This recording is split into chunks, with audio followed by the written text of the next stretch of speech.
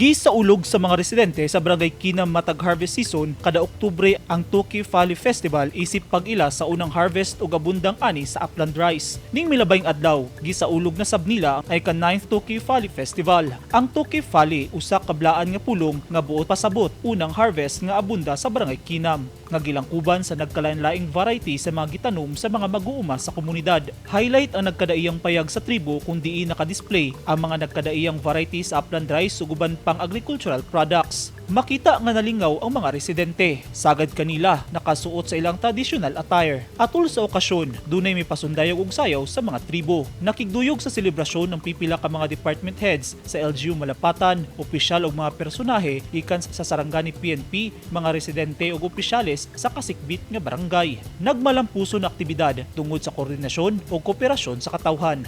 Eugene Hinutan, Newsline Philippines. Stay safe.